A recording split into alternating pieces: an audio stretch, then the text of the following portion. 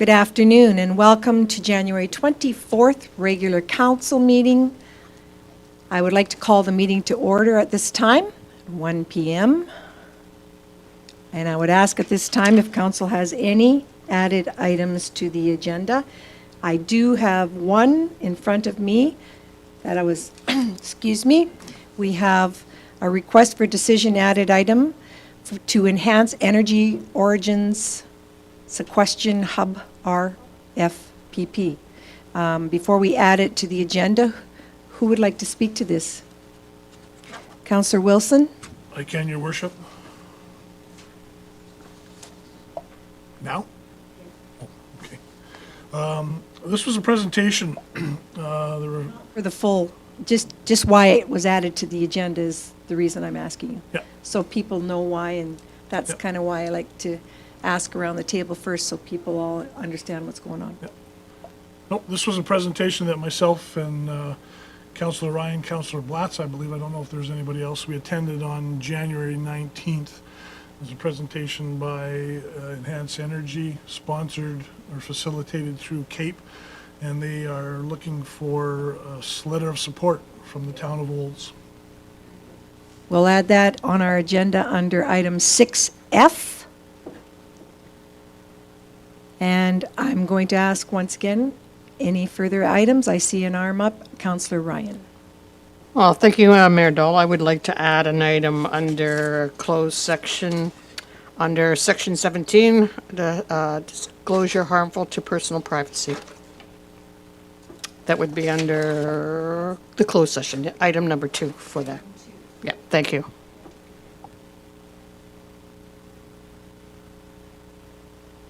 Any further added items? Councillor Cummings. Your Worship, I'd like to also add an item under the closed session, under FOIP section 16.1, disclosure harmful to a third party's interest, as item 3 in the closed session. See section 16? 16. Thank you. That will be under item 3, closed session. Final call. Any further added items? Seeing none, I would then ask for a motion, please, for the added items, and then we'll go to the agenda. Councillor Ryan. Thank you very much, Mayor Dole. I would move that we accept the added items to the agenda for January 24th, regular council meeting. Thank you. Those in favor? That's carried. Thank you. Now I would like an adoption of the agenda as amended, please. Sir Wilson?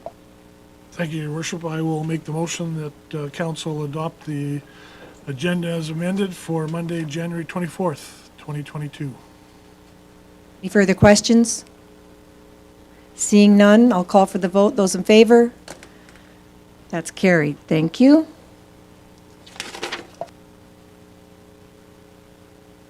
Okay, I'm looking for an adoption now for the minutes from January 10 regular council meeting. Councillor Blatz. Thank you, Your Worship. I move that the minutes from the January 10th, 2022 regular council meeting be adopted as presented. Thank you, Councillor Blatz. Are there any errors, corrections? Seeing none, I will call for the vote. Those in favor? That's carried. Thank you.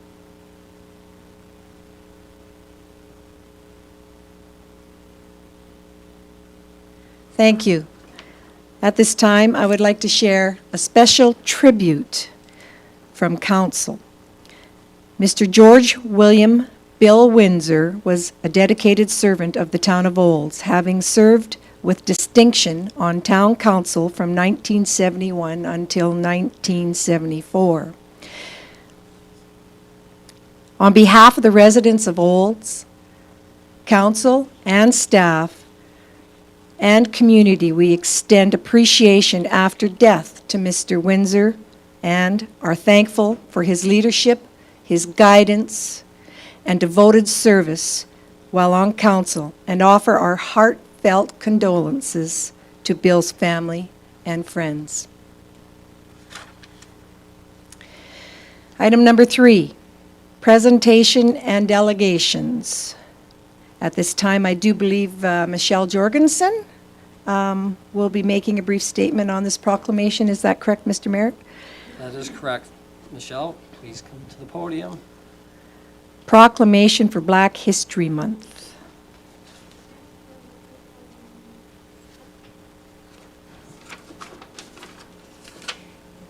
Good afternoon, Your Worship, Mayor Dahl, Council, and everyone who's here today. Thank you for having me. I am pleased and honored to be here today on this World Day for African and Afro-descendant culture.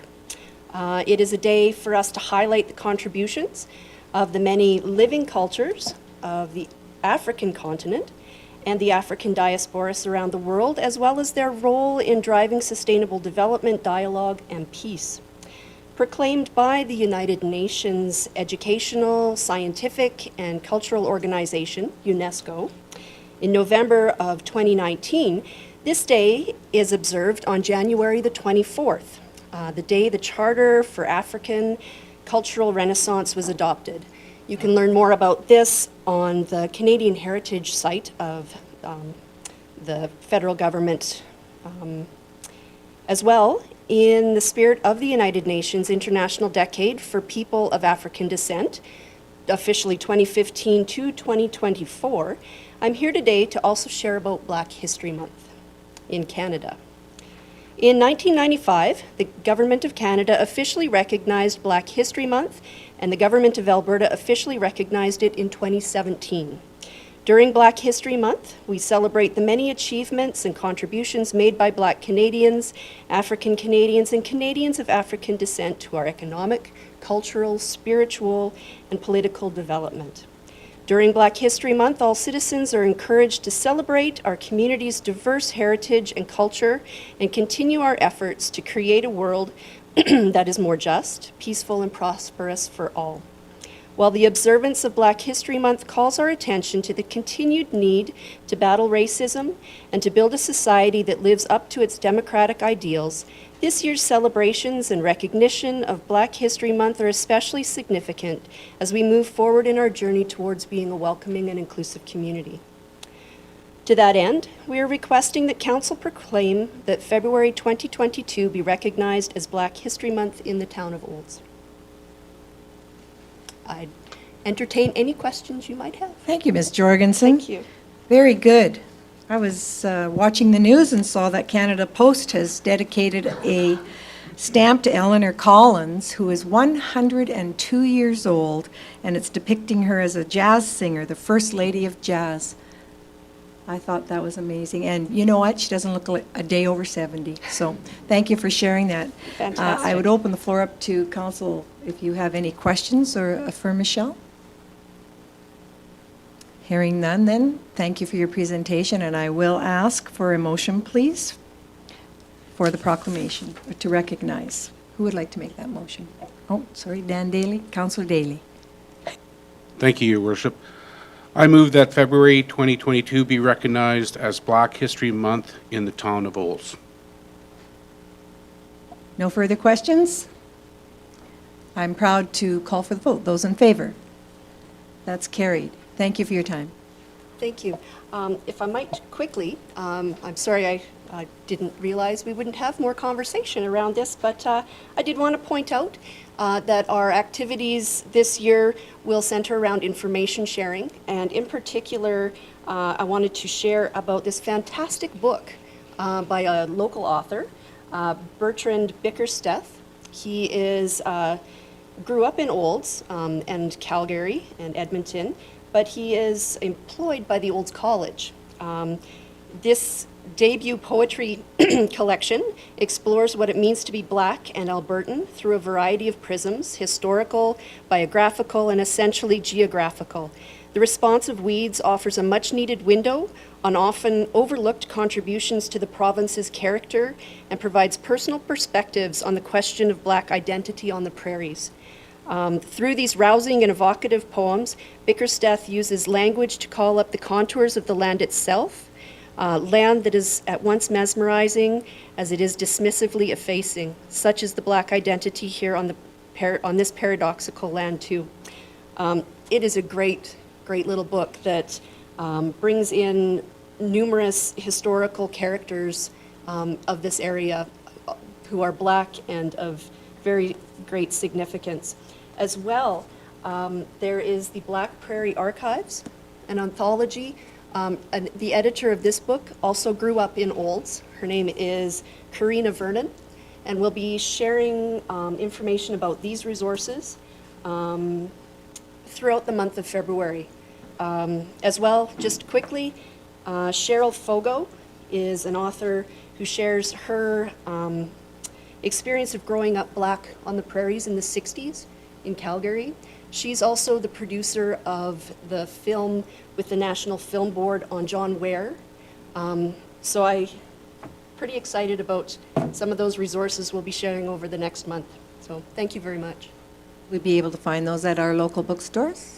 I believe you will. I believe our Pandora's Books actually did a book launch of Mr. Bickersteth's book when it was published, I think it was a couple years ago. Certainly online they're available. I bet our local library has each one of these babies available. So thank you. Once again, thank you very much. I have a motion on the floor. Did we vote on that? We did? Good. Thank you. Let's move down to the next item. We have item 4, business arising out of the minutes or unfinished business. Seeing none, we'll move down to 5 is bylaws, which we have no bylaws at this time. Item 6 is new business. We have quite a few new business items today, and the first one on our agenda is item 6A. I believe, go ahead. Thank you, Your Worship.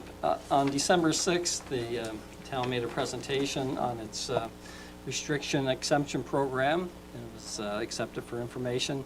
Also at that same meeting, there was presentations from the public to basically discuss the REP program. One of the motions that came was that council directed staff to look into a few questions in regards to the REP and bring it back to a future council meeting. So this is the future council meeting we're bringing it back to, and Director Wagstaff will give an update to the restrictive exemption program, REP. Thank you, Mr. Merritt. And the floor is yours, Mr. Wagstaff. Thank you. Thank you. Just as a recap, our recommendation has been a restriction exemption program within our recreation facilities. The rationale for that, again, is it is clear to understand, it's simple to communicate, it's easy to implement, it's enforceable, and it's consistent.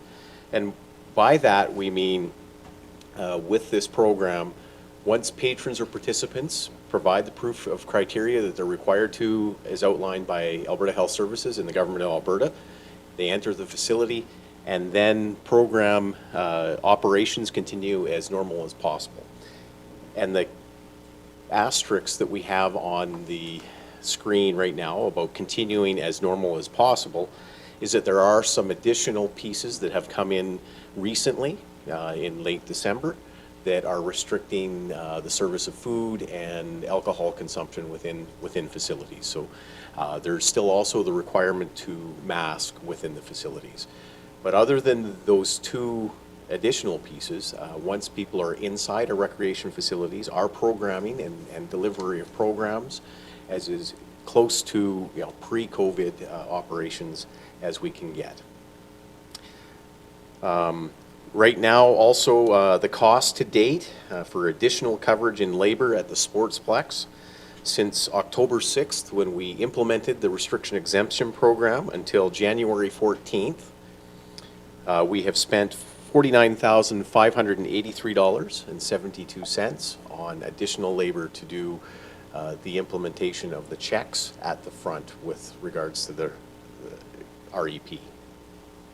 That does work out to, it's 144 labor hours a week that we are unable to cover with our current capacity of the labor that we had working within the Sportsplex. And so each week, on average, we are incurring about $3,665 a week additional labor costs. The town has not received any grants or any other funding to offset or implement expenses around the restriction exemption program. Just to give you a bit of an idea of what staff are dealing with that are implementing and monitoring this program, or any other program, just the changes, and that's what this is showing. When we presented in December, we were talking about orders 44 and 45. Those have since been rescinded and they are no longer in effect, but they have been replaced with other orders, which are based on whether you're following a restriction exemption program or whether you're following the 1/3 capacity. Depends upon which of those two programs, which health orders you're following under.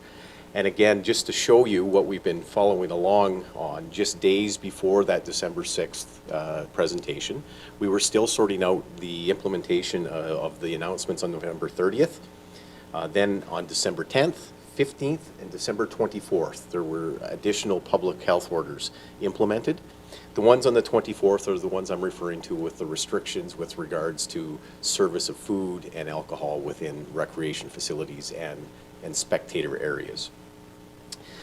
We are continuing to monitor the impacts that this is having and as we move forward.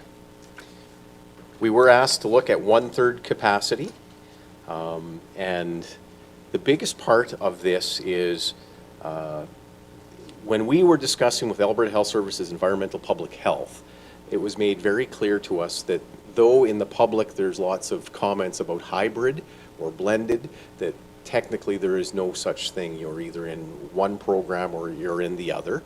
And the public health inspectors that we are dealing with wanted to be very clear to us that it was not the initial intention to have overlapping programs. It was designed to be all in one or all in the other. And that the implementation of dual programs has caused a lot of confusion, which we're feeling. We heard that in December 6th, and we've heard that many days since, that there is a lot of confusion in the public as to how this works, and it's very site specific. And the key part that the public health inspectors have been telling us is that regardless of where you're at, if one program is running and another program is running in an adjacent facility or a shared space facility that has separate entrances, that the two groups are not to come into contact with one another. That was emphasized very strongly in our discussions. With that, we have been working, as we have been from day one of the public health orders, very closely with our public health inspectors to ensure that we have been compliant with the implementation of this.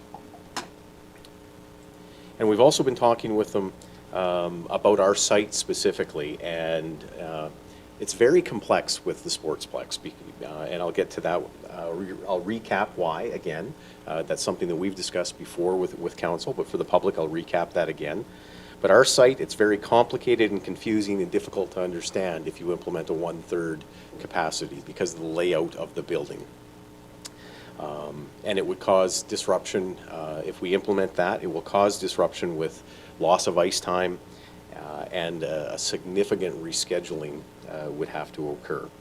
We have not discussed this option or any of the impacts with our user groups at this point.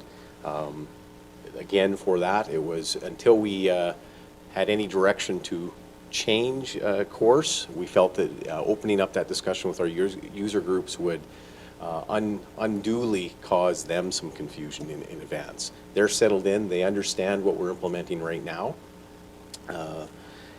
It is the responsibility of the operator that restrictions are adhered to the facility and the renter groups are educated on those restrictions. So regardless of what we do, that is our responsibility as an operator. There would be no regular schedule under a 1/3 capacity. It would change from day to day, week to week. And as I mentioned, our building layout is not supportive of having separate operations. It's challenging to communicate. It requires signage to go up and down throughout the day, and we'd have to change access points throughout the day as well. So it wouldn't just be the front doors. To properly implement a 1/3 capacity, again, it was very much reiterated to us from the public health inspector that people must maintain physical distance of 2 meters from any other person who's not in the person's cohort under a 1/3 capacity. The impacts, as I mentioned, there'd be no regular schedule, and that becomes very challenging for us to communicate to not only our staff, but the users and the public. Signage needs to go up and down. Scheduling, when I say a rescheduling, because there would have to be buffer zones, we would have to create black ice areas. When I say black ice, that means at points and times where we'd normally be able to have people out there, we'd have to say, no, there could be no one on the ice while we clear the facility and re-implement it into a different use of the facility. And also the curling club. Right now, we are assisting the curling club. They've been through some challenging times, and one of the things that we've been able to assist them with as the town of Olds is to be able to help with the implementation and access to the curling rink.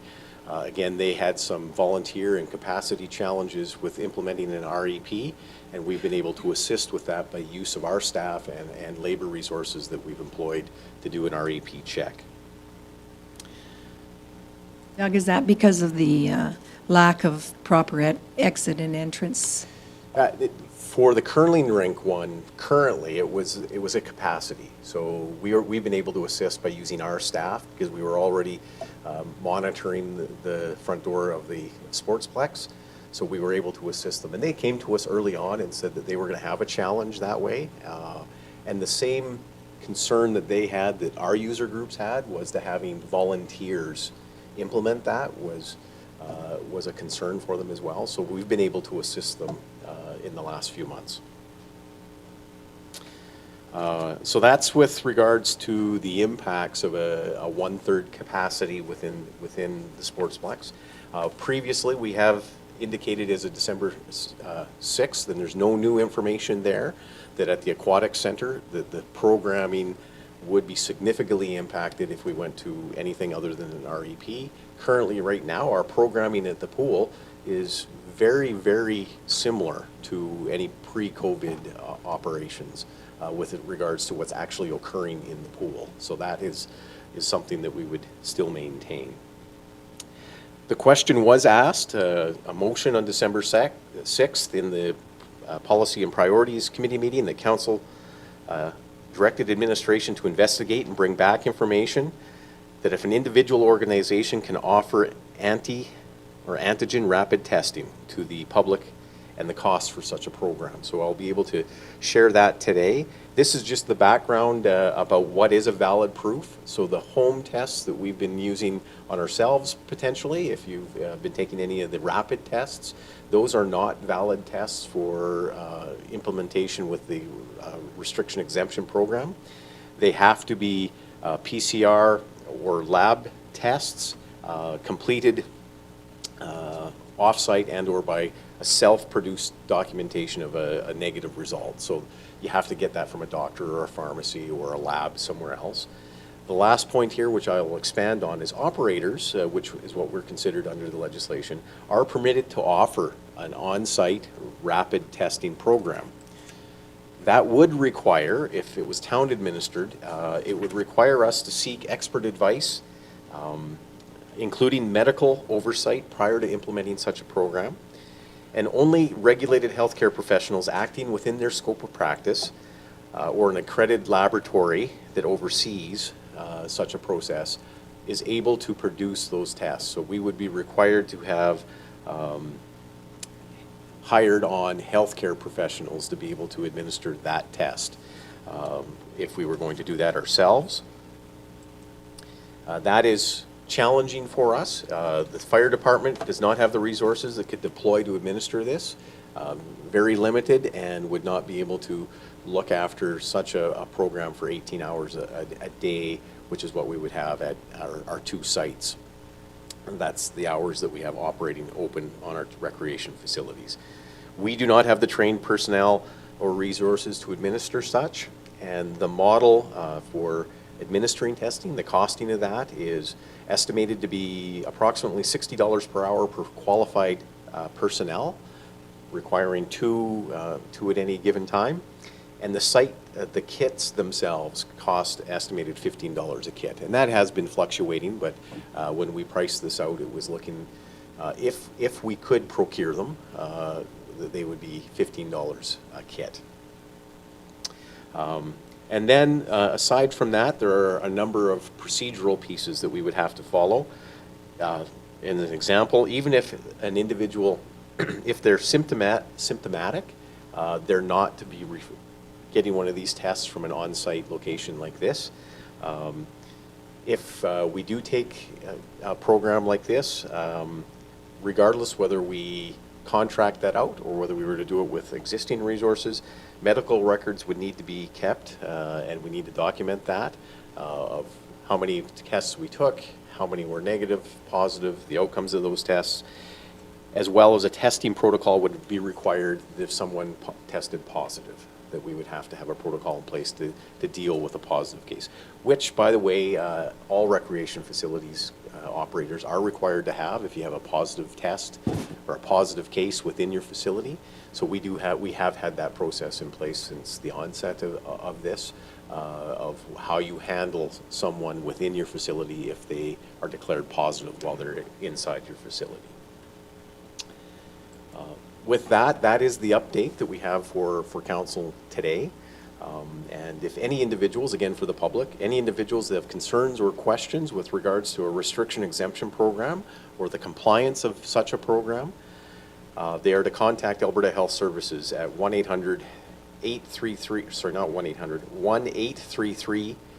1-833-415-9179, or in the public, environmental public health on the website of the Government of Alberta. There's also a portal where people can ask questions or launch concerns. Thank you very much, Mr. Wagstaff. I would like to open the floor up to any councillors that has questions for Mr. Wagstaff or Mr. Merritt at this time. Councillor Blatz? Thank you, Your Worship, and through you to Director Wagstaff, thank you so much for bringing this back to our council and for doing the background check and information that you provided. It really hasn't changed an awful lot since our original discussions with Alberta Health Services back, I believe, in October of 2021. But my question for you, Director Wagstaff, is if we had gone to the 1/3 capacity, which would of course reduced our ice time and our revenues somewhat, we would have still had to have someone in place as far as security or someone to monitor that people are doing the proper social distancing, wearing the masks, you know, making sure that they stay within their cohorts, all of those types of decisions that are the regulation of the 1/3 capacity, correct? So the way the legislation reads, and when we talk with the public health inspector, is that the groups who are running the rental group is the group that's responsible for the enforcement of that. We're still also held as an operator, but not to the same standard that you're having someone go out. So it would then be the responsibility of each group as a rental group to ensure that their spectators, their participants are adhering to the health orders. Supplemental, Councillor Blatz? Yes, thank you, Your Worship. So therefore then, say, hypothetically speaking, if Olds Minor Hockey decided to run this program at 1/3 capacity, it is up to them to monitor and regulate this program. And if they do not, then is not the liability still come back down on the town? Because at one time there were significant fines that were going to be levied for not complying with these rules and regulations. So, you know, I would have concerns with allowing another entity to use this and not follow the proper regulation. And then if there's a fine levied, who's responsible? Because those fines, if I remember correctly, were fairly significant. Both 100,000. groups would be. So the operator, the owner of the facility and operator of the facility, as well as the groups that are participating as renters.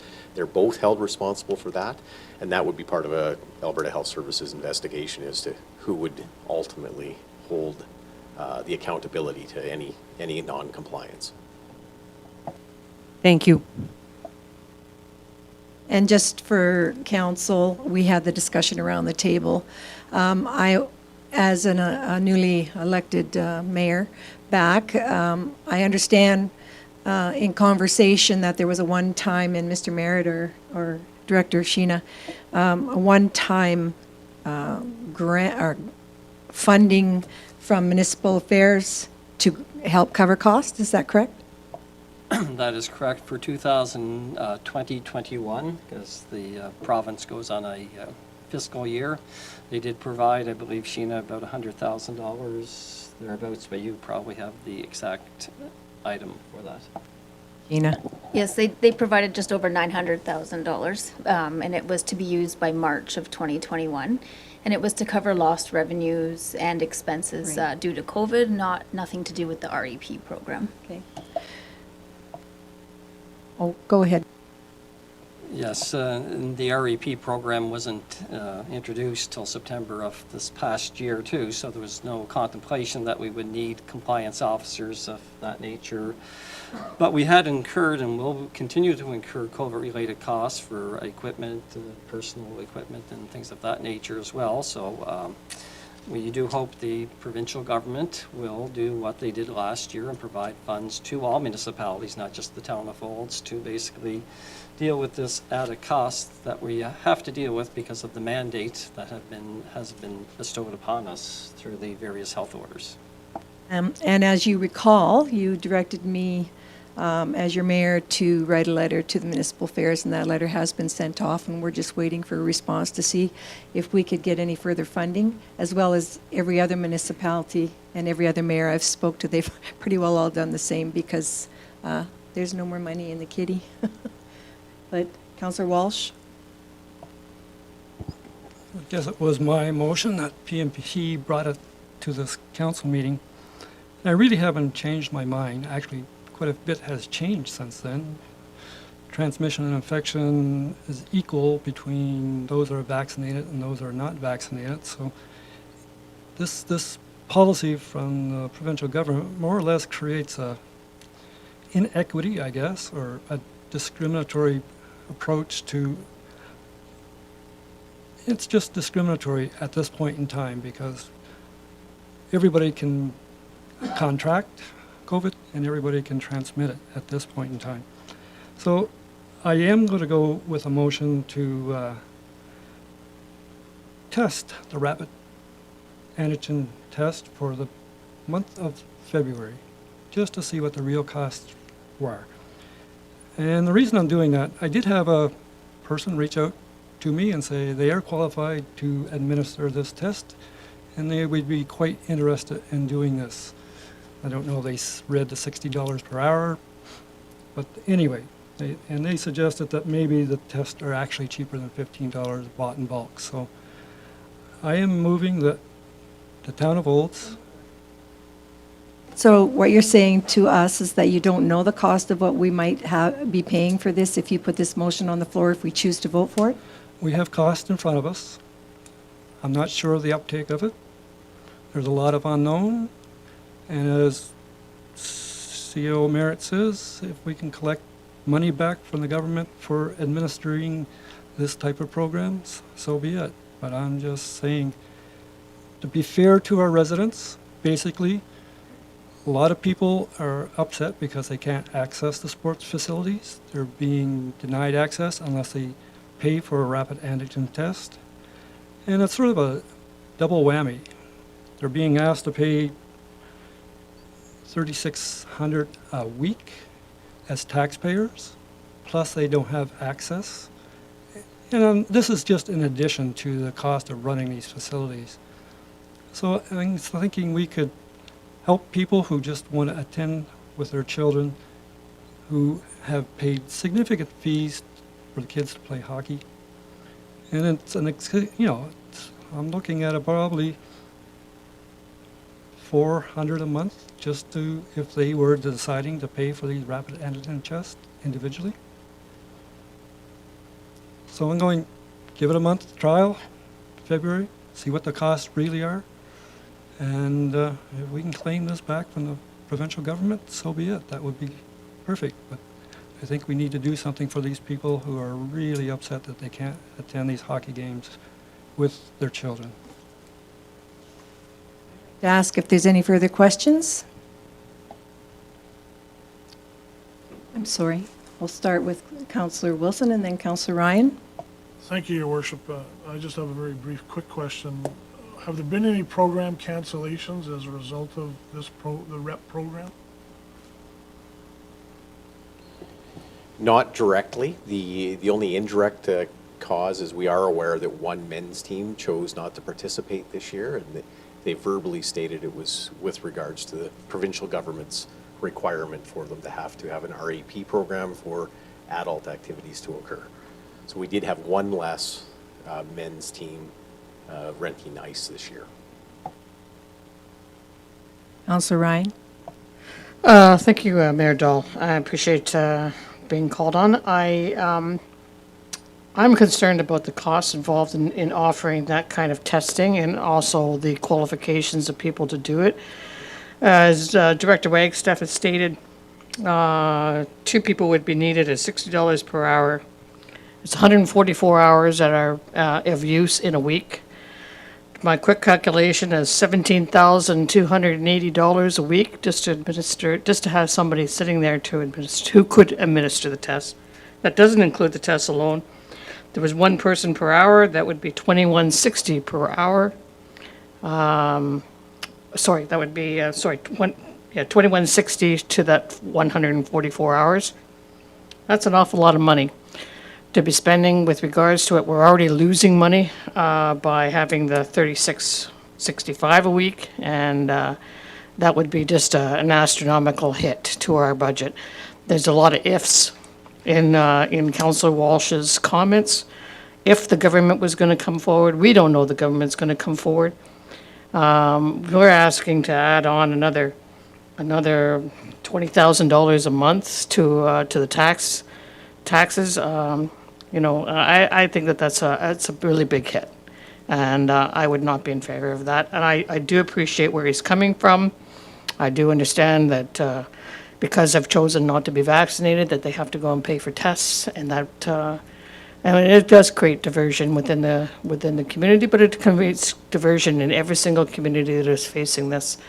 The RAP program is the only way to go in order to allow the most number of residents and to access our facilities and to access our programs, and that's the only way it seems to be going forward. So that's my opinion. Sorry, Mr. Wagstaff. I also would like to add some clarity to Councillor Wilson's question. So an adult group like a men's hockey team that chose not to participate, even under a facility that's under 1/3 capacity, they'd still be required to operate under an RAP themselves. So that wouldn't have changed their circumstances because they would need to comply with the legislation. Further comments? Councillor Daly. I'd like to concur with Councillor Ryan's comments that she made. I agree with everything that you said, and also to reply to Councillor Walsh's statement about the vaccinated does not stop the infection or the virus from taking effect on people. But I think it's been a very common message that we've heard from Alberta Health Services as well as in the media that it helps with the downplay of the effects of the virus. At no time have I ever heard in the media that it's going to keep you from catching the virus. And so just for clarification on that. Thank you. Thank you. If there's no further comments, I'd ask the recording clerk to read back what we will be voting for or against on. Councillor Walsh would have to put that motion on the floor. I don't believe it was concise at the time. Thank you.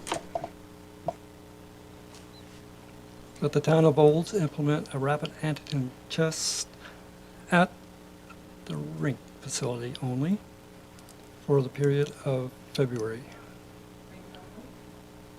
Rink only. Sportsplex.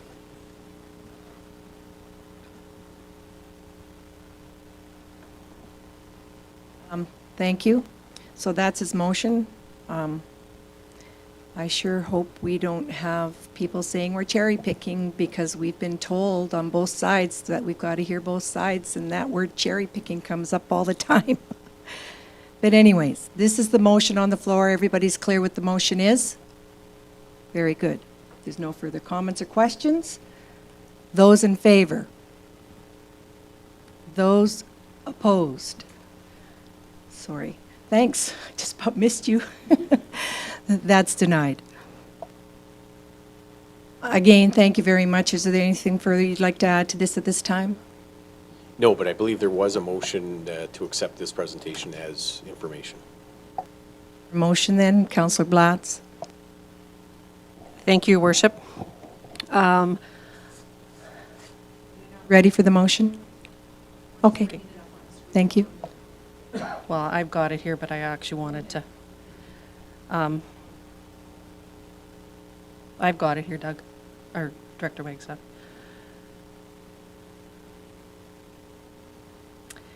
I move that council accept the restriction exemption program update as for information, but I would also like to include within this motion that would give the town administratively the opportunity to continue implementing an REP as is, adjusting accordingly to any changes from the chief medical officer, health officer, or the government of Alberta. I think it would be only fair if you had that in writing to our recording clerk. Do Okay. you have a piece of paper in your I drawer? do, and I will certainly write that out. I'm not certain if I'm quite clear on what you said at the end I'll there. repeat it if you like. It's actually under,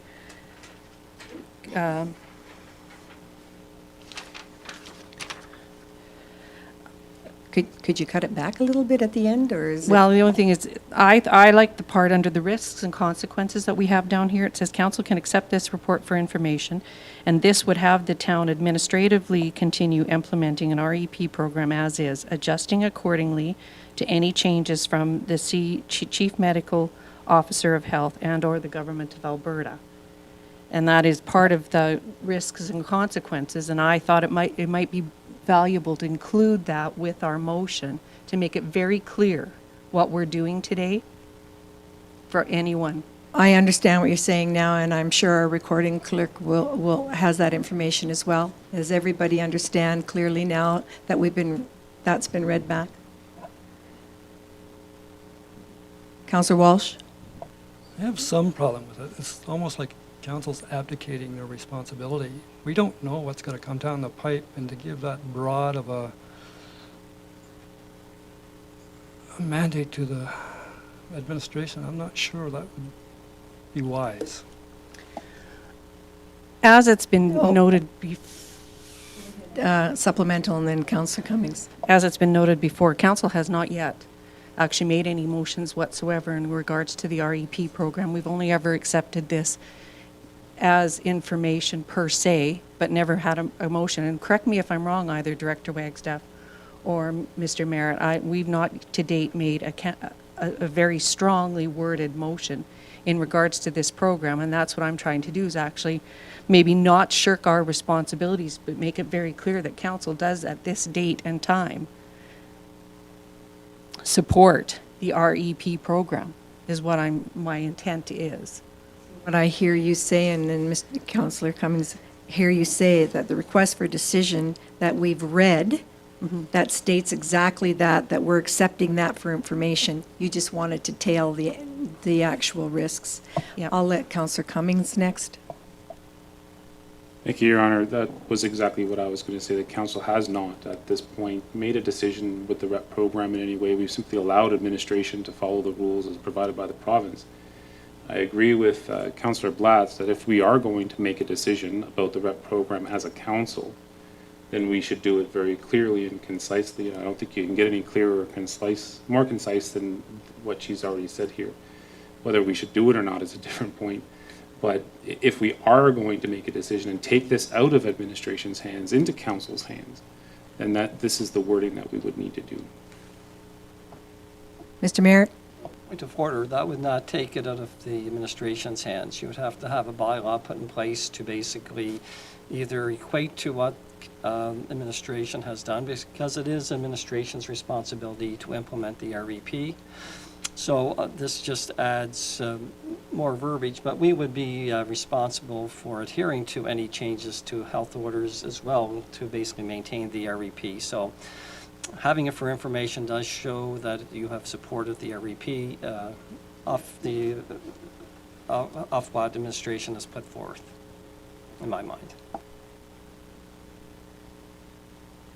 So the final question is, would you like to accept it for information, or would you like the extra added wording?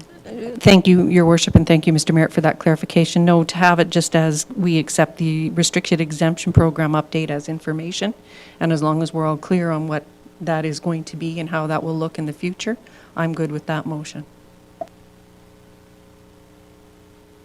No added verbiage. Everybody's good with that?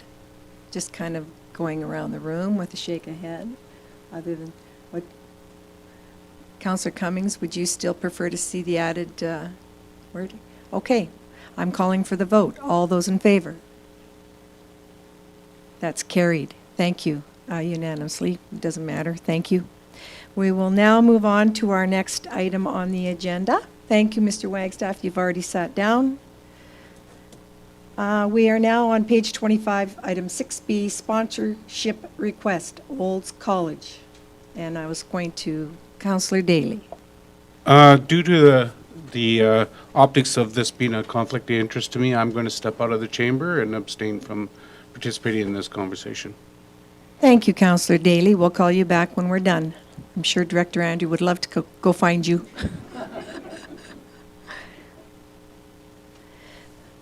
Very good. So the sponsorship request from the Olds College is on page 25. And this is for a bronze package. And the only thing I would add, if you choose to move forward with this motion, is that I would like to see in the amount of $2,000 added to the motion, please. Whoever decides to put that on the floor. Now, do I have any questions with regards to this request for decision? Councillor Ryan? Thank you, Mayor Dahl. I was just wondering if we're going to get a presentation from the CAO, from Director Wagstaff with regards to this. Any further information to come to us?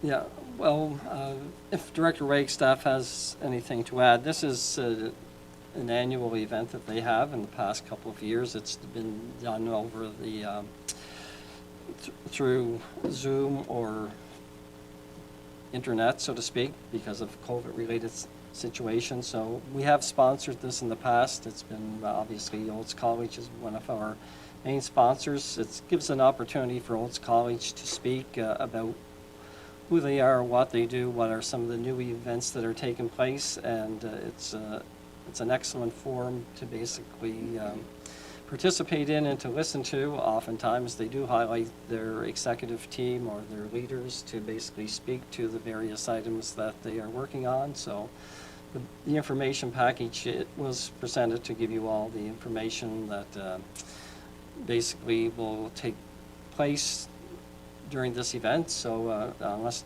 Director Wagstaff has anything further to add, that is basically the presentation. It is an opportunity to find out what's happening at Olds College, both in the past, but also their future directions that they're taking. One comment I'd like to ask, have we always gotten non-charitable receipts for these donations? Or is this something new? Yeah, they normally do. We do not pay taxes as a municipality, so it doesn't affect us, but most donations that we do make, we do receive. Thank you. I just read that and realized that I've never read that in a request for decision for years and years. Councillor Ryan? Thank you very much, Mayor Dahl. I was just wondering, so if it's $2,000 for the package and we only have $3,000 in the budget, and it's just January, any other requests that come along is going to wipe out that budget like really quick. So would there be other areas or other spots within the budget we can do sponsorship through in other ways? Well, this typically is where we put this request through. So we anticipated our budget would have a request of this nature, so we wouldn't probably exceed it. Who knows if there'll be other requests coming in, but this is based on historical precedent that we $3,000 usually covers this aspect. There are other budget components that council have as well. Okay, thank you. Thank you very much. I'll call for a motion, please. Oh, can somebody please get Councillor Daly? Oh, he's not. Sorry, not yet. We haven't voted. Who would like to put that motion on the floor, please? Councillor, okay, Councillor, I'll go to Councillor Walsh. Yes, I move that the town of Olds sponsor a bronze package for Olds College, a celebration of Alberta AG event taking place virtually Friday, April 18th, 2022.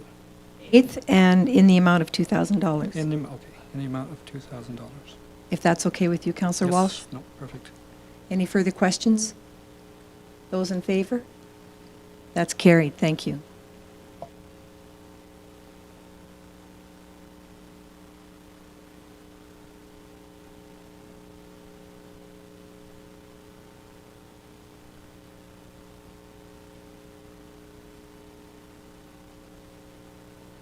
Back.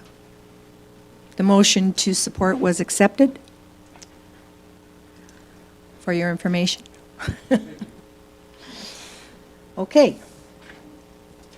Now we are moving down to page 34, please, item 60. Before we put a motion on the floor, please, I would like to speak to this. As you can see, it was addressed with a letter from Mountain View Seniors Housing as well.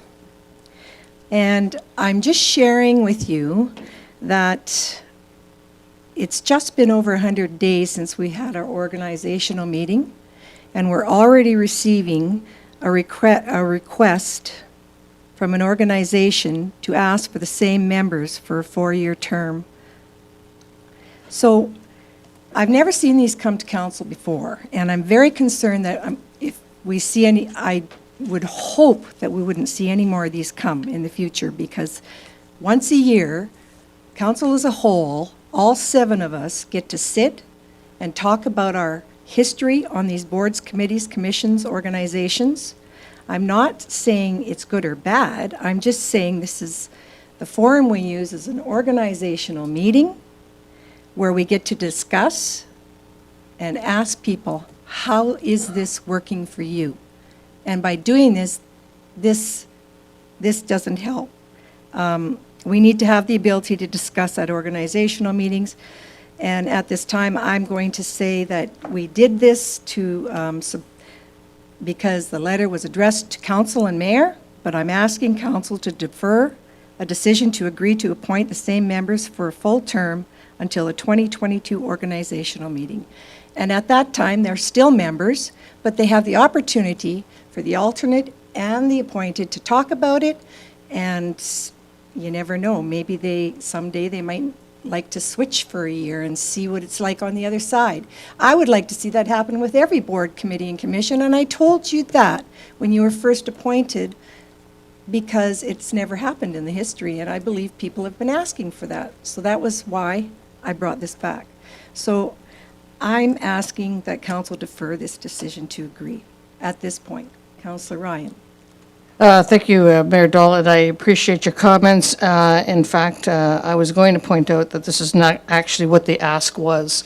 So this recommendation, I wouldn't approve it either. This is not the Mountain View Seniors Housing Board had no intention of asking for the full 4 years of the 2021 to 2025. We had no intention of asking to circumvent the annual appointing of our members to any of the boards and committees. It was mainly to point out to the fact that we have had the same members appointed. We did not want to take away from your ability to reappoint the same people. So this recommendation on here, this motion would not, I would never have awarded it this way. It would be just more of a motion to accept for information the letter that we presented, and that would be about it. Again, I'm going to say to you that in the past, and I said this at the organizational meeting, it had been basically what can you say, the governance of the board to go along with this as well. You know, Mayor Dahl, you were on there for 3 years as an alternate and 4 years as a board of director, so you know that that's a case, that they have gone along and done this, just because of their governance. There was a letter in 2001 that was sent to towns by, I believe at the time, the chair was Mr. Bell, Sheldon Bell from Carstairs. But there was, you're accurate, there was no letter presented in between, because Bruce Beattie was the chair, and he spoke directly, as from my understanding, spoke directly to the mayors and the Reeve at the time. So this is a first for the letter to be done in recent times. So again, I apologize, this is not the request that we made, and I would just actually ask for council to not defer, but just accept the letter that was presented by Mountain View Seniors Housing for more information. You and Mr. Merritt? The letter that we did receive did have a specific request, and it was for to be sustaining the board of directors and alternates for the 4-year period. So maybe it got lost in interpretation with the administration of Mountain View Seniors Housing, but I'm reading the third paragraph of this letter, and it certainly was a request to do exactly what Mayor Dahl had spoken to sustain members for the 4-year period. At least that's my interpretation, and that's the discussion I had with the legislative clerk on this matter, that we both saw it this way. That's why it Very was much for presented. pointing that Yeah. out, and I would accept a motion from you to do that, receive Yeah, I for would just, information. yeah, thank you very much, Mayor Dahl and CEO Merritt. I do take a look at this letter and say, yeah, it probably was, it's a misinterpretation, I guess, on our part of the way we worded it, perhaps. Again, I'm saying that we didn't mean to circumvent the appointments that we make every year. So I would just ask that we accept the letter for information. And I would also ask, as part of that motion, to invite Mountain View Seniors Housing to come and make a presentation at a future PNP or council meeting. Do we not have them on our list that they come annually? Yes. If not, yeah, we'll receive. Thank you very much, Councillor Ryan, to accept the Mountain View Seniors Housing letter for information to council. And really, it is an awesome thing that we have that opportunity once a year to be able to review organizational. And seldom do things change, but to commit, that's not fair to anybody. Okay, all those in favor? That's carried. Thank you. Thank you, Councillor Ryan, for that. Next on our agenda is page 36, bank account closure. And who would you like to speak to that, Mr. Merritt? Have Director Linderman speak to this. Thank you. So today I was just looking for a motion that would allow me to close 2 bank accounts that we currently have with Connect First. These accounts are no longer in use. There is very minimal funds in both of these accounts, and neither has been used in recent years. Yes, I'd open the floor for the motion, please. Councillor Wilson, you're quiet over there. Thank you. Thank you, Your Worship. I would make the motion authorizing the Director of Finance to close the 2 bank accounts. He's making the recommendation. Yes, thank you. Any further questions around the table? Councillor Cummings? Thank you, Your Worship. Just a quick question here. Is this not just a normal operational business of a town that we need to have a motion to close some accounts that are not being used and have no money? It just seems odd that we would have to have a motion to do something like that. Is that an actual legal requirement? I'm not sure if it's a legal requirement. It is a requirement of the bank. I tried to close them on my own, and they required a motion through council. Sure that our accountants, our chartered accountants will probably like it just to have as a footnote as well. Good question, Councillor Cummings. Any further comments? Those in favor? That's carried. Moving on now to reports. This is, item 6F, Enhance Energy Request for Decision. Everybody has the recommendation? Would you like to make that recommendation, Councillor Wilson, or Ryan, or Blatch? You were all 3 there? Your worship, thank you, your worship. I can certainly start it off and leave it open for councilors Ryan or Blatz to supplement where I have huge gaps in my narrative. And as I said, as far as introducing this, so CAPE sponsored a session Wednesday, January 19th, I believe it was, with James Carpenter and officials from Enhance Energy, requesting a letter of support from not only the town of Olds, but any of the municipalities, certainly within the Cape umbrella. And the requirement is Enhance Energy will be providing and submitting a request for a full proposal for carbon capture and sequestration. They will be providing that proposal to the provincial government on February 1. Hence, a little bit of the urgency to present this and get it before council at today's session for their review and consideration. And before I go any further, I'd certainly like to thank and acknowledge Legislative Clerk McKinnon for facilitating this request for a decision on short notice. And I think the project is fairly straightforward. It is a proposal for sequestration and hub. There is a carbon trunk line already in existence that stretches from Edmonton through to about Red Deer. And the whole intent of the project is to move Alberta and certainly Canada forward around net zero greenhouse gas emissions.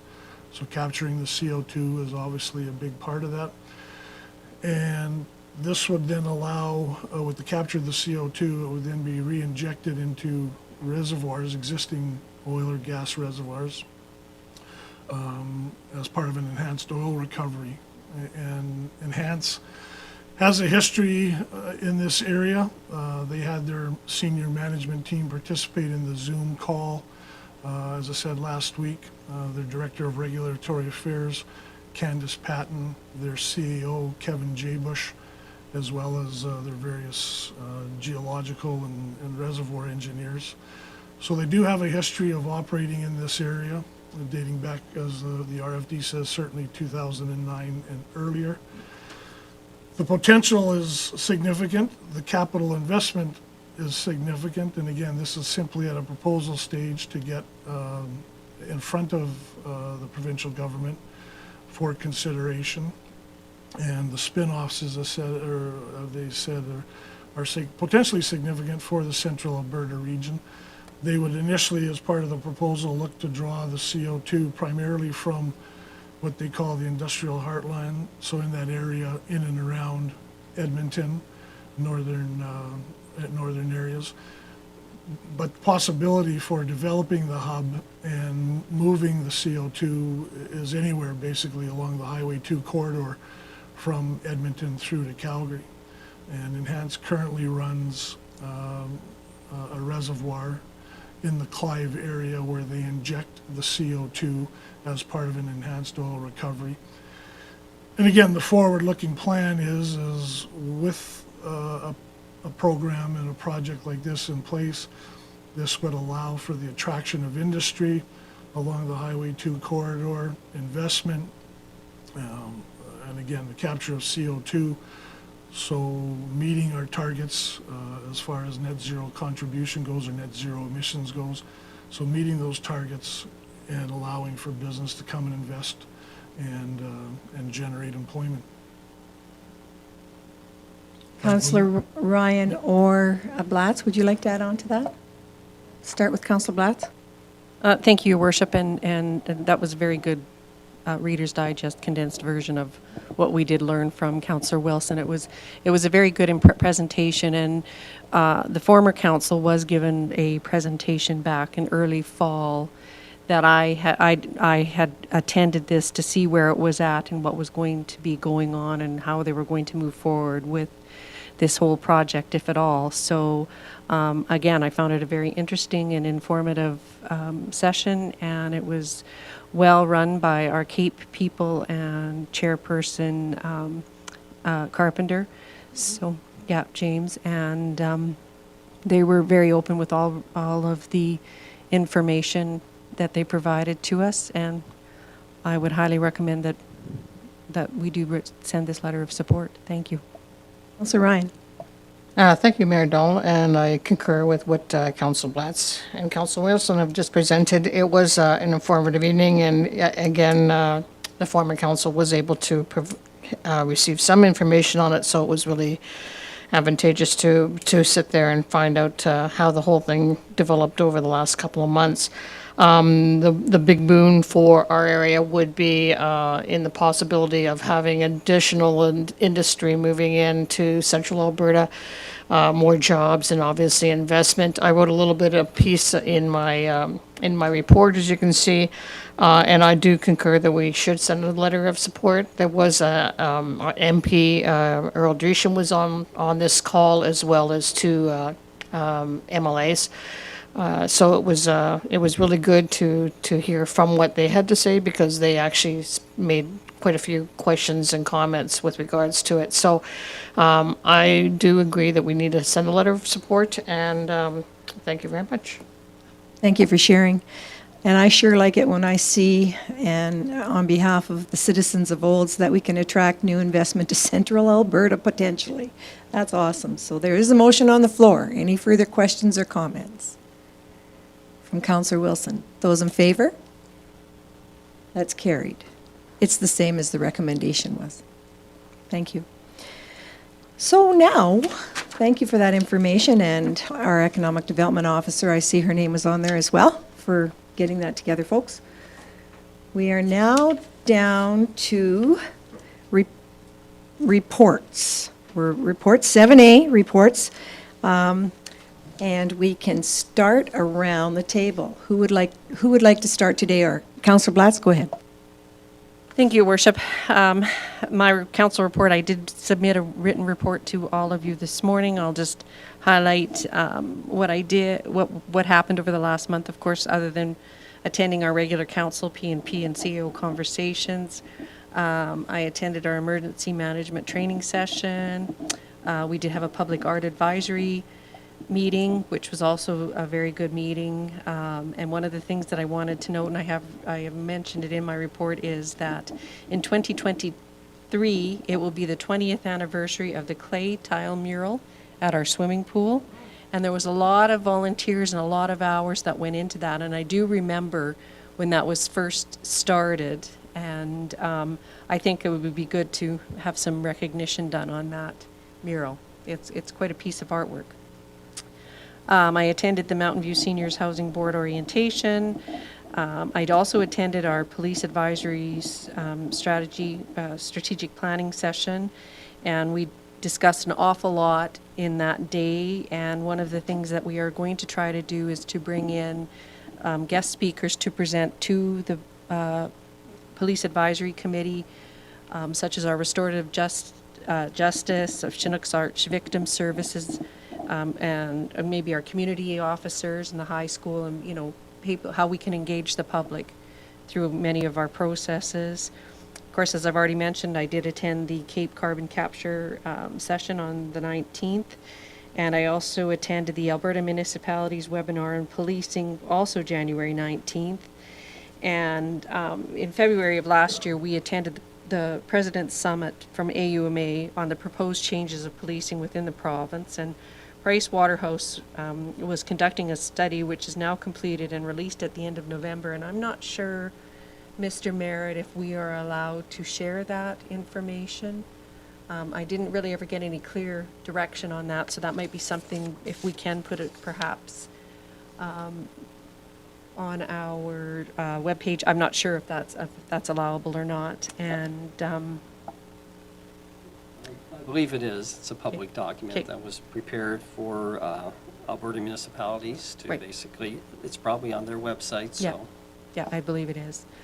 And the webinar that we attended provided analysis of this report, and this is in preparation of our engagement with the Government of Alberta, which will be happening for us. There will be 70 engagement sessions held throughout Alberta, and OWLS will be held on February 10th, 2022. And we, as elected officials, are encouraged to attend, as well as they mentioned anybody who might sit on our police advisory board. They might want to attend it as well.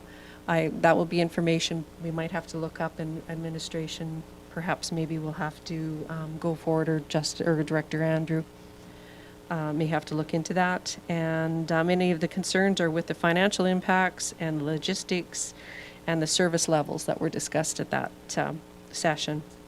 Attended MPC and the joint ICC orientation meeting with Mountain View County on Friday morning. And I thought this was a really positive session, and I'm really looking forward to working with the county going forward. So that is my report for this past month. Thank you. Thank you. Next, whoever would like to go next. Councillor Cummings. Thank you, Your Worship. So I will eventually submit a written report, but I'll just capture some highlights of some events. So I also attended the Alberta Municipalities Policing Forum. And it was a very good report by Councillor Blatt, so I'm not going to add to that. I did attend my shortest meeting so far with the MPC, only taken 30 minutes. That was a relief from what we've done in the past. I did attend the Red Deer River Municipal User Group's annual general meeting and regular scheduled meeting via Zoom this time, where we elected some officials for the board of directors, and then we did some more training on what RDR MUG does, and that minutes were included in the agenda package online. The EM training, of course, was really well received and fun. Sorry, emergency management training. I also attended the Public Art Advisory Committee meeting, but I'll talk about something a little bit different for that one.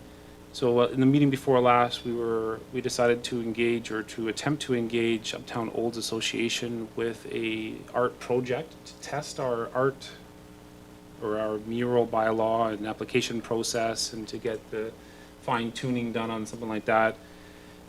So I did approach the Uptown Olds Association with an idea of doing a crosswalk art project, to which they were incredibly enthusiastic. They've assigned a subcommittee to look into that. I spoke with them again yesterday about that committee, and they've done a great deal of research and are ahead of schedule in presenting that to their committee, or their board of directors. I then presented that to PAC this past meeting, and we were lucky enough to have a couple of individuals we don't normally have there, in Director Wagstaff, to provide some encouraging news about the program and what we could look forward to, especially in timeline, focusing on these things don't get done tomorrow sort of thing, that we probably looking at 2023. But speaking with the president of the Uptown Olds Association and its personnel, they're looking at a long-term strategy here for this project that could run for years and years in the future, and encompass not just one, but most of the crosswalks in the Uptown area as a tourist attraction, using tourist available funding, other support groups in the area, including businesses. They're reaching out already to the schools, to the Grizzlies, to she gave me a really long list of people she's reached out to, so I'm forgetting most of them. But they're getting a lot of positive feedback from the people they are reaching out to. So I think this is a great response from the Uptown Olds Association, trying to get some public art done in our community.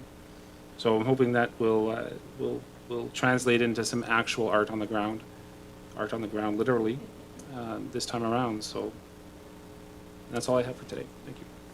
Good. That's punny. That's very good.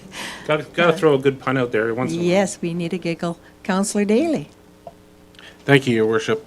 So including all the regular council meetings and PMP meetings that I've attended, I've also attended on January 9th the Olds Chamber of Commerce orientation meeting, where we set out the schedule for meetings for the upcoming year, as well as started to brainstorm around ideas for presenters during the noon hour meetings, and some of the programs that will go along with that, supporting businesses in the town of Olds. On January 11th, I attended the AM, or AMI, I think they call themselves now, or the AEMA emergency response training, and as all of us have done, so in compliance there. And then on January 17th, I attended the CAO council update with CAO Merritt, which I found very interesting and filled in a lot of blanks there, and it was I'm very thankful to CAO Merritt for his time and his information that he shared. January 19th, I attended the Olds Chamber of Commerce regular meeting, which took place online. And of course, in that, I did bring forward the question about the Olds Bucks for council on behalf of council. And they are, of course, looking into that, and they will get back to us with an answer at the next regular meeting. So, and then on January 19th, I attended the FCSS meeting as well. And I believe the minutes from that meeting is included in the package here today.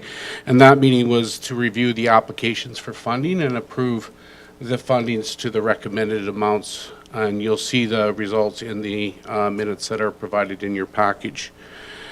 And then on January 22nd, I also attended the ICC introduction meeting with the County of Mount View.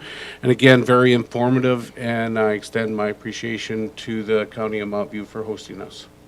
That's what I have for now. Thank you, Your Worship. Forward to the future with ICC, with the Wolves. Yes, Doug Director Wagstaff. If I may, Your Worship, just add to Councillor Daly's comments about the FCSS recommendations. Those do come to council for approval, so those are prepared for a February meeting. And so council will see that before them. Good. And council submit, but would you like to speak? Thank you very much, Mayor Dahl. I just cover a couple of little items. One thing that Councillor Daly forgot to mention was he was on the palliative care webinar with me, representing FCS. So that was kind of interesting, very informative hour on that. And I attended that with for the Mountain View Seniors Housing. We actually have something coming up on our agenda that is palliative care related. So it was really perfect timing. The Alberta municipalities, or I should say, the Alberta municipalities webinar on the police service was quite informative, as Council Blatz has mentioned earlier. I found it a little bit eye-opening about the costs involved, $366 million one-time costs over 6 years for transitioning. That's a pretty huge amount of money, and we lose $170 to $180 million going in this direction from the federal government, which, I mean, when you get money from the federal government, you don't want to lose that. So it was a really good session to prepare for the upcoming event on February 10th. It might be advantageous at some point if we get a chance to have a little council conversation about preparing for that meeting and getting a series of questions. One of the ones that they really pointed out was the lack of public engagement with regards to the police service, Alberta Police Service, that the province is doing. There's no formal engagement being undertaken for the public, and they requested municipalities to share information with social media, the regular newspapers, and letters to MLA. So something that we also will have to talk about in the future. So other than that, in my report, I've already given fairly descriptive details on some of the information, but I want to point out in my report, Parkland Regional Library, we're actually having an executive board meeting next week, but I wanted to add in here about the new service plan. So they are soliciting input and have online focus groups. And the deadline to register is February 7th, which is the reason why I added it in this report, because if it was the next one, it'd be too late. And anybody who wants to attend, let me know, and I can provide the link for that. And also, I have a written report from the AUMA. If anybody wants to have a copy of that, let me know what you want, whether it's electronic or printed, and I'll send that version out. Thank you. Thank you. Councillor Walsh? Thank you.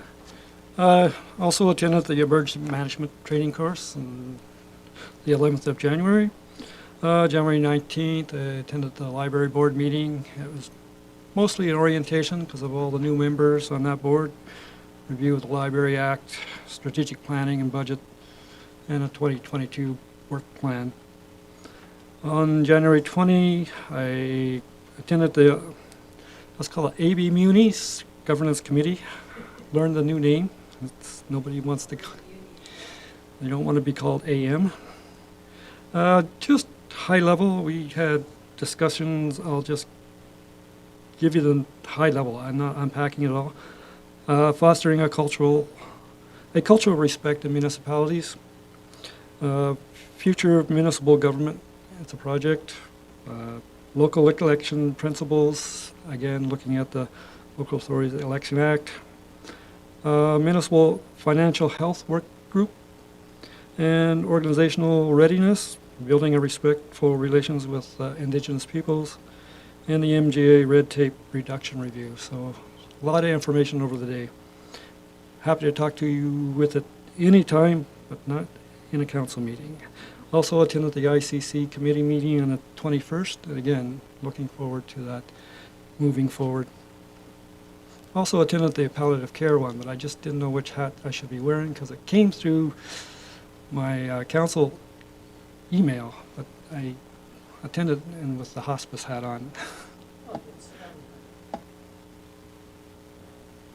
Typically, if you're attending on behalf of your organization, they pay for it. But that would happen if you were working outside the pay grid of the town of Olds, probably in Heather's case. But thank you. Are you done? Thank you very much, Councillor Wilson. Thank you, Your Worship, and I will be brief. I attended many of the same sessions that have been mentioned before by fellow councillors, so I won't go over those, but I'll just give maybe a thought or two that I had from some of those sessions, as well as the Water Commission, which was early in January, and in spite of the stretch of the cold weather there, the plant operated well, and obviously there's a lot of prep work that takes place with the plant and drawing water from the Red Deer River as far as winterization. And ironically, the general feeling is the colder it gets, and once you get a layer of ice on the river, the plant runs much more effectively and efficiently than if you're in that kind of middle zone of slush and semi-freezing. If you think of it, it almost like creates a slurpy effect in the intake valves. So the colder it is, the better it is as far as the draw from the river.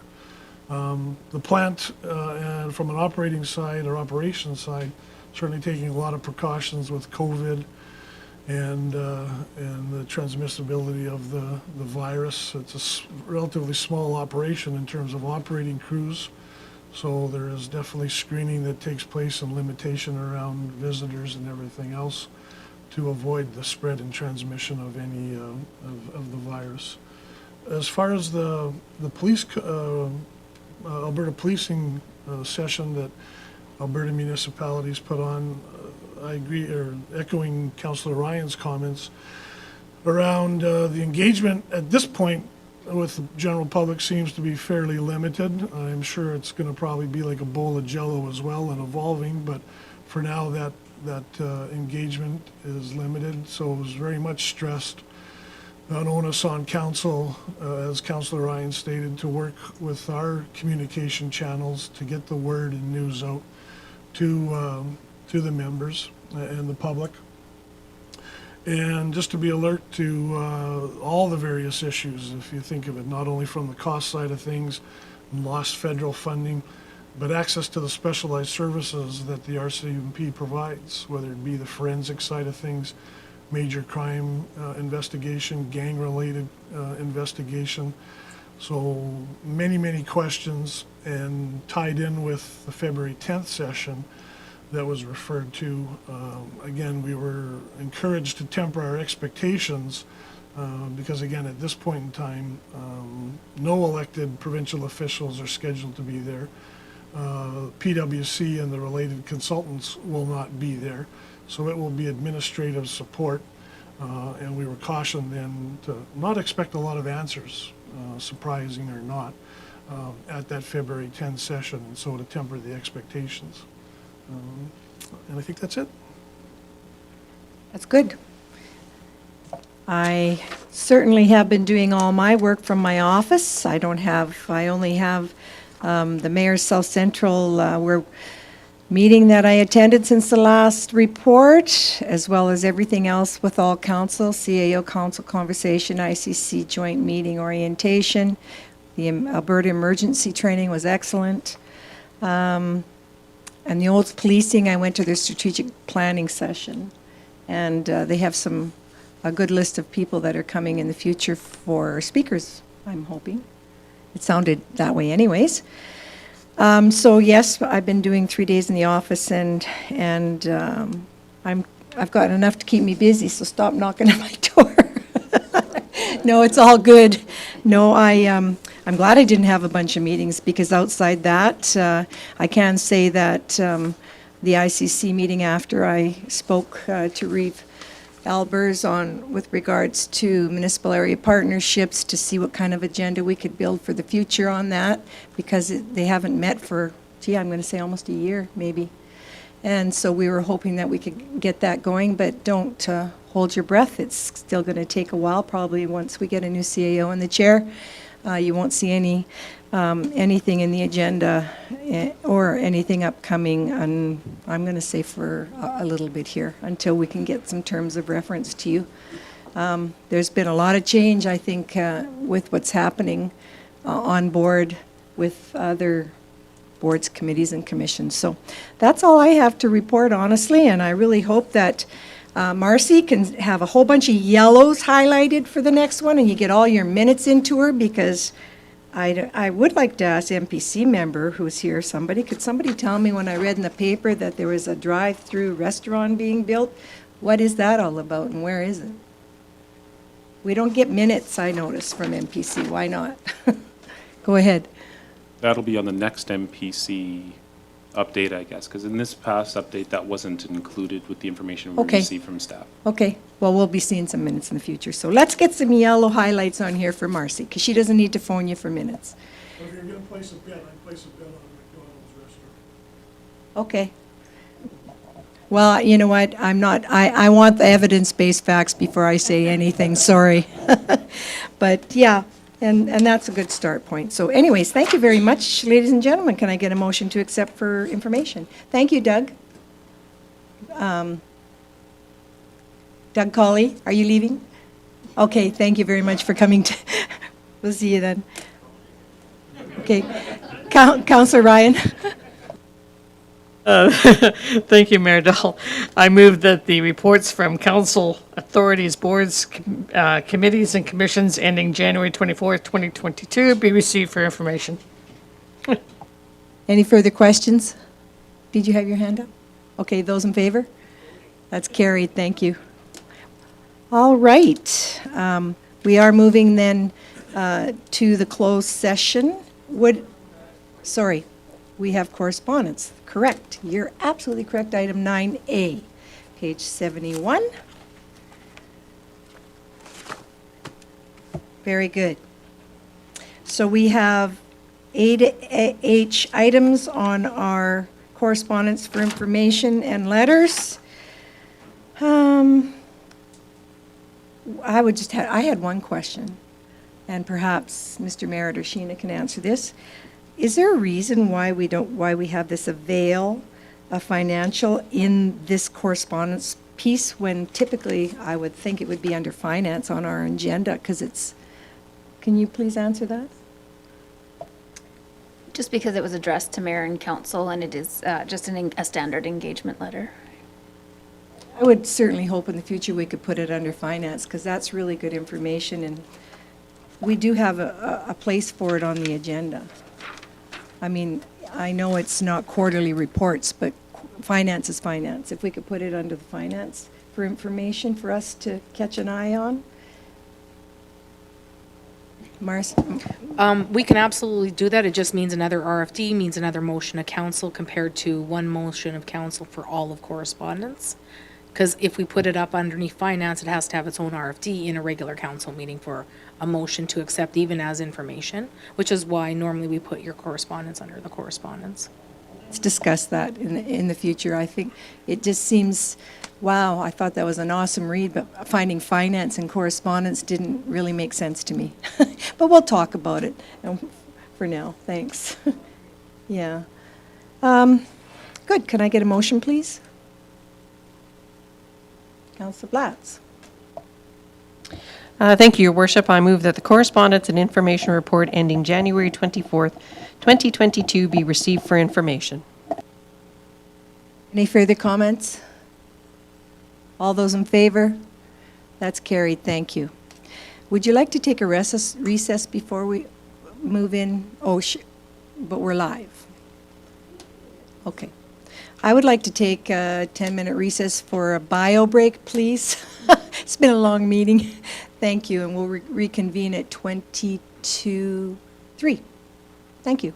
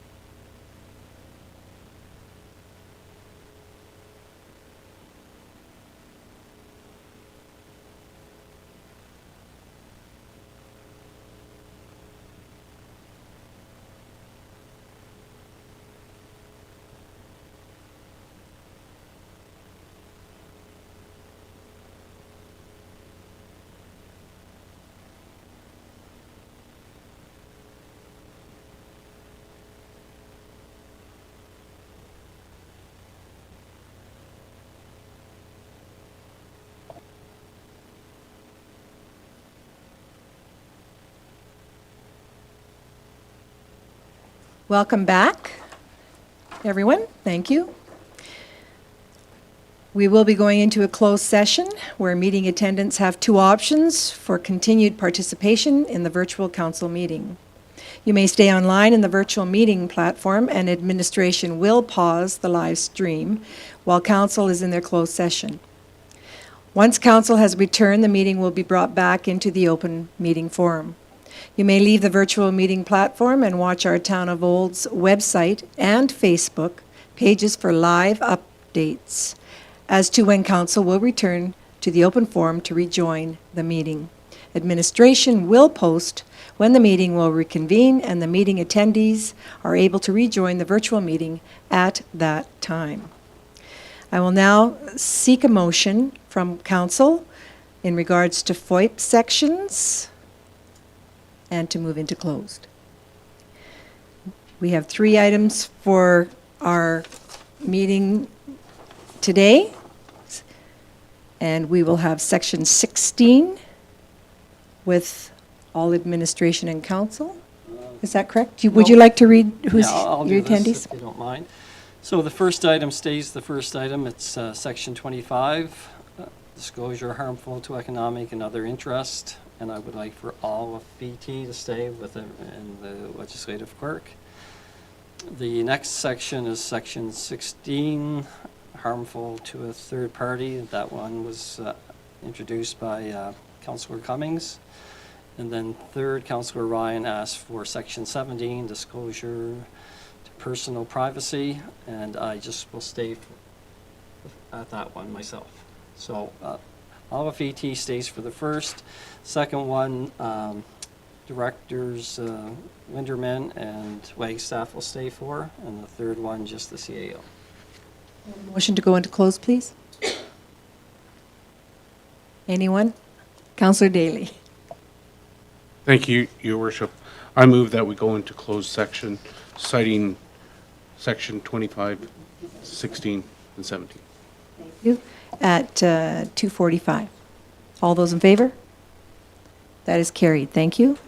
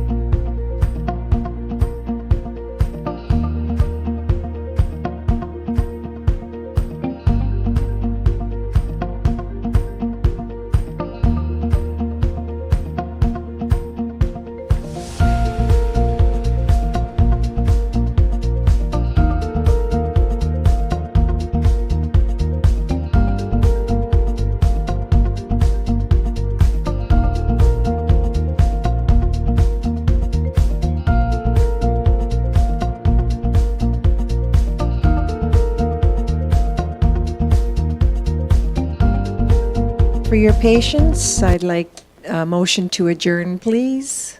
Councillor Daly?